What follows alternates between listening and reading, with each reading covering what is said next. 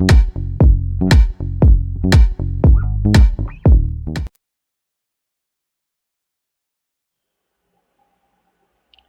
Gurupyo Namaha.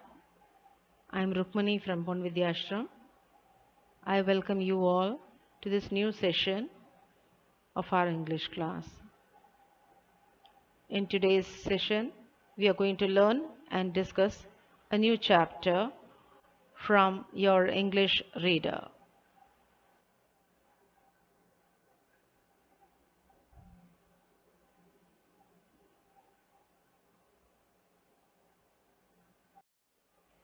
The name of the new chapter is After 20 Years by the famous author O. Henry.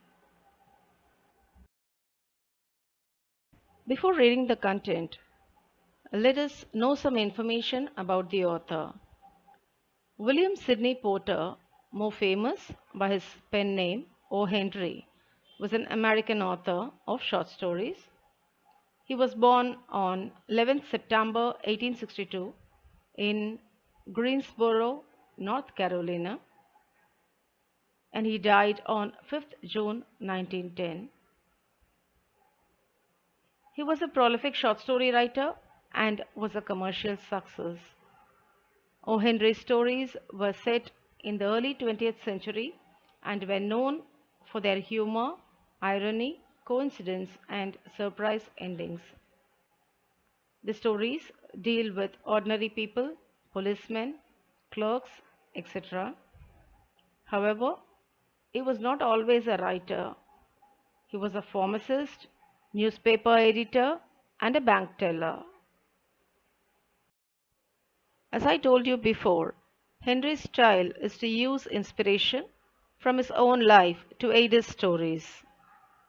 His notable and famous stories include The Gift of Maggie, The Ransom of Red Chief, The Cop and the Anthem, The Last Leaf, etc.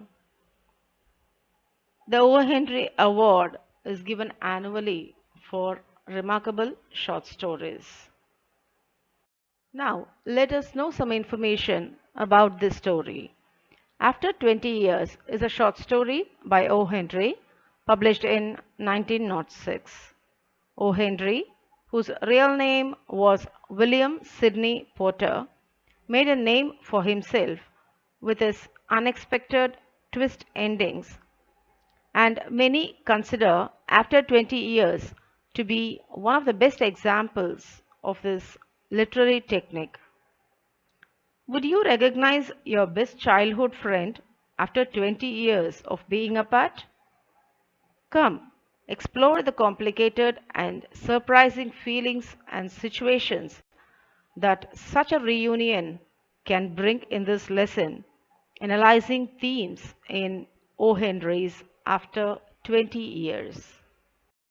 Sometimes one of the most difficult lessons for us to learn as we get older is that people, including ourselves, change. Although we might be able to recognize the physical features of people we once knew, some of their other qualities could very well be altered beyond recognition, especially after 20 years.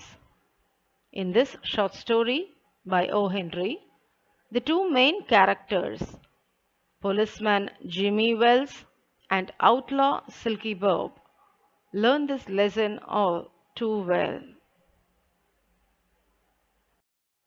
Now, let me start the introduction part from your textbook. After 20 years. The incident in this story takes place at around 10 p.m. along a dark, windy New York City business avenue.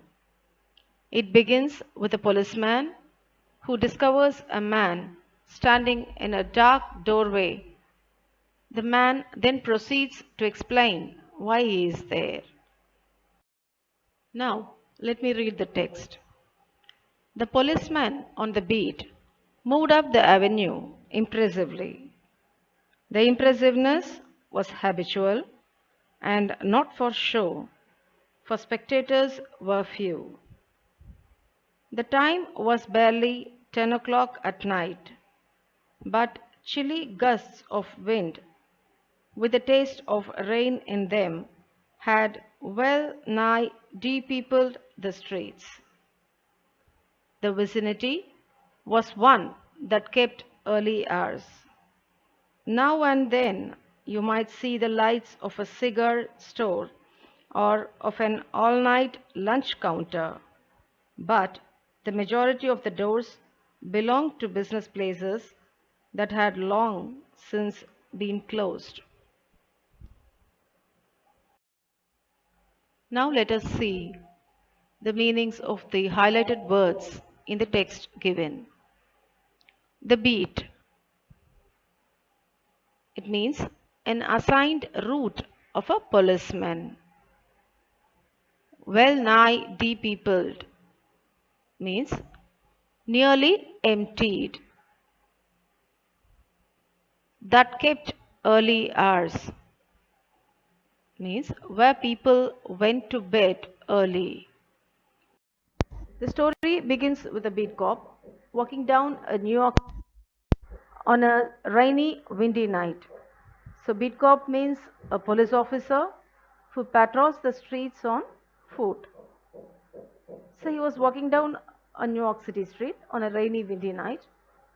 So, the cop projects a sense of strength and rectitude. So, what do you mean by rectitude? So, it means morally correct behavior or thinking. Okay. So here he projects a sense of strength and rectitude and takes his rounds very seriously, trying all the doors of the shops as he passes them to ensure that they are locked and secured for the evening. When about midway of a certain block, the policeman suddenly slowed his walk. In the doorway of a darkened hardware store, a man leaned, with an unlighted cigar in his mouth. As the policeman walked up to him, the man spoke up quickly. "It's all right, officer," he said reassuringly. "I'm just waiting for a friend. It's an appointment made 20 years ago." Sounds little funny to you, doesn't it? Well, I'll explain if you'd like to make certain it's all straight. About that long ago, there used to be a restaurant where this store stands, Big Joe Brady's restaurant. The beat cop here sees a man standing near one of the closed stores. He approaches, and the man begins to explain his presence, telling him that he is waiting for an old friend. 20 years before, he and his friend made a pact to meet at that site. He acknowledges that it's a pretty odd place to meet, explaining that 20 years before it was a restaurant owned by a man named Big Joe Brady. "Until 5 years ago," said the policeman, "it was torn down then." The man in the doorway struck a match and lit his cigar. The light showed a pale, square jawed face with keen eyes, and a little white scar near his right eyebrow. His scarf pin was a large diamond, oddly set. "20 years ago tonight," said the man, "I dined here at Big Joe Brady's with Jimmy Wells, my best chum and the finest chap in the world. He and I were raised here in New York, just like two brothers together. I was 18 and Jimmy was 20. The next morning I was to start for the West to make my fortune. You couldn't have dragged Jimmy out of New York.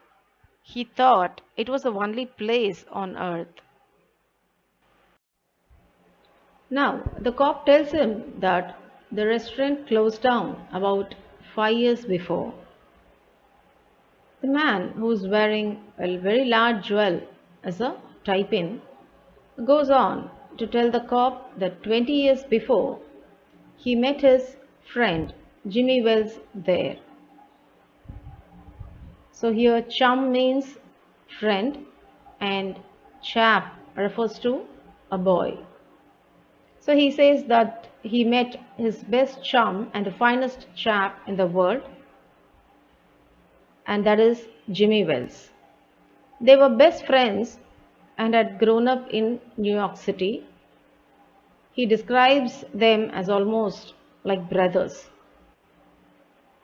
So the day after their dinner, the man was scheduled to begin a trip out west to seek his fortune. But Jimmy believed the best place for him to be was New York and opted to stay behind.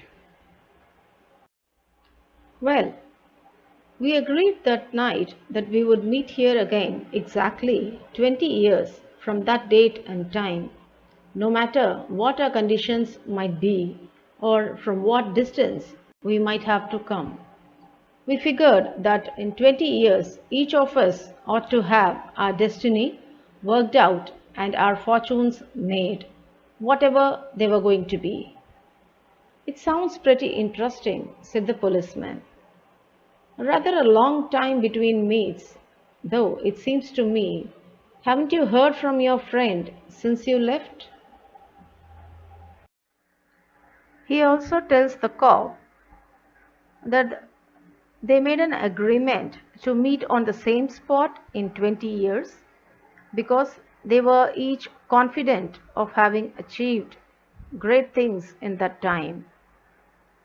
The cop finds himself interested in the story and asks if they stayed in touch during that time. Well, yes, for a time we corresponded, said the other, but after a year or two we lost track of each other. You see, the West is a pretty big proposition, and I kept hustling around over it pretty lively. But I know Jimmy will meet me here if he is alive, for he always was the truest, staunchest old chap in the world. He will never forget. I came 1,000 miles to stand in this door tonight, and it's worth it if my old partner turns up. So, before giving the explanation of this paragraph, let me just give you the meanings of the highlighted words in this paragraph. Kept hustling around over it pretty lively. So, it means traveled around a lot and led a hectic life. And the next one, staunchest old chap. So, it means a most faithful person. So, here in this paragraph, so this man admits that they tried to enroll each other for a little while but stopped after a few years. He moved around too much to keep up a correspondence. So despite this gap in their communication, the man is confident that Jimmy will meet him as promised because Jimmy was an extremely reliable person. So he tells the cop that he traveled a very long way to be there, but will consider it worth it if he gets to see his friend again. Now we have come to the end of the session. Thank you for watching. Have a nice day, children.